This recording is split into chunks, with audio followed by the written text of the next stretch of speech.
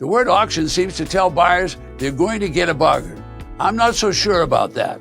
Certainly there are properties which you'll find at auction that are bargains, especially when you pay 10 cents, 20 cents, 30 cents on the dollar, and you don't overbid. I know that statement sounds like common sense. After years of attending auctions, I'm still astonished at the overbids. Today's video will make sure you understand the signals that are screaming at you to bid, as well as the ones that urge you to fold your cards and stop bidding.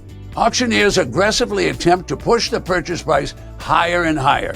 Now, this is part 2 of a series discussing property tax defaulted auctions, and I'm covering preparation, due diligence, and the sale.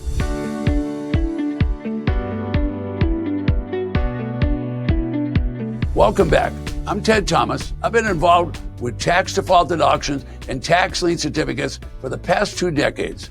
And one common mistake that keeps repeating itself is many auction buyers have not bothered to research the auction procedures or the process. Dozens, sometimes hundreds of attendees show up at auctions and they've never looked at the property, yet they're bidding to buy that property. Hopefully you, my viewers, realize the auction is a sale. And once the auctioneer lowers the gavel and announces sold and gives a number, it's over, and that particular property is owned by somebody else. Local government does not refund your money if you don't like what you bought. It doesn't matter if you paid too much or the property's physical condition is seriously flawed and deteriorated. The local government, which is a taxing authority, does not warranty the title to be clear of defects.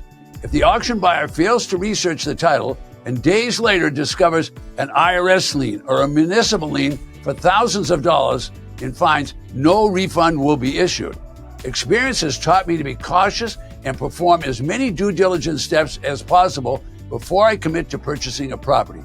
Viewers who attend auctions with the intention of just observing will gain an advantage because you will quickly see that others are purchasing properties which they haven't researched and they have not viewed the property.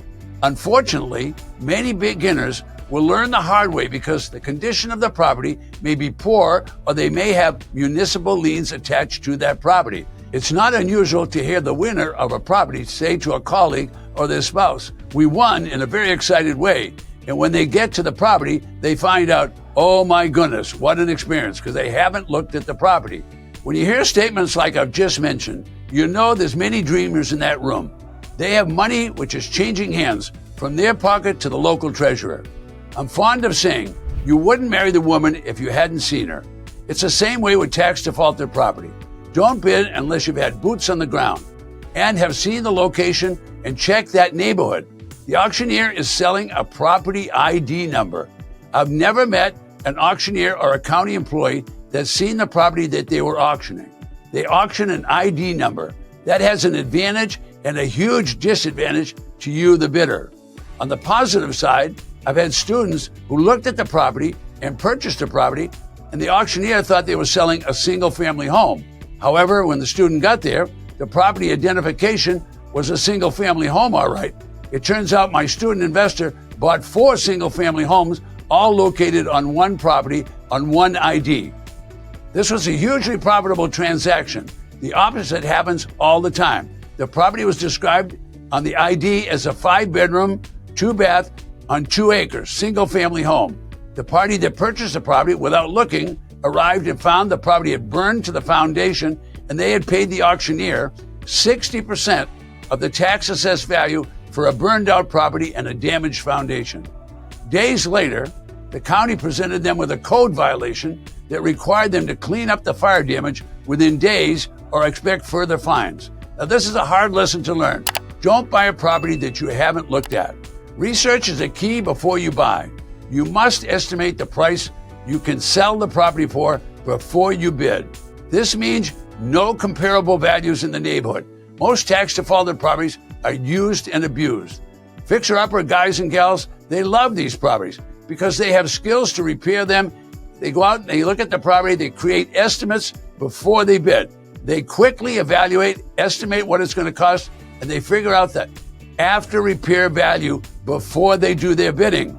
If you're a newcomer and you don't understand after repair value, you must figure it out before you purchase a property. Location is definitely important. The size of the property, number of bedrooms and bathrooms make a difference, as does the neighborhood and the schools. There are no more $10 per hour carpenters or plumbers. The after repair value could be substantial. Don't kid yourself, fixing a property takes a long time and a lot of money. My point is, you need to be organized and you must understand the property identification number, maps, bid estimates. You make your money when you buy at the tax defaulted auction. The difference between the purchase price and the exit strategy is definitely important. If you don't know your exit strategy, don't bid. In closing, you'll notice many attendees at live auction are not prepared. Preparation is due diligence. If you check comparable real estate and you have an exit strategy, you'll bid confidently. The objective is to purchase at a price you can resell and make a profit. Don't get involved in a bidding war. Know when to fold your cards and wait for the next property on the list, or even wait for the next auction. The truth is, most of the people at the auction hall or on the courthouse steps are amateurs and bid too high. You'll recognize the professionals by the way they act and the way they bid. Wise investors attend many auctions without bidding and observe and learn. It's okay to walk away. Don't overpay. The county will not refund your money if you invest and make a mistake. If you're ready to attend an auction with real knowledge, let's get started by claiming your free gift by clicking the link in the description below. If you missed part 1 of my Defaulted Real Estate Auction Secrets mini-series, click here for part 2. See you on the next video. I'm Ted Thomas.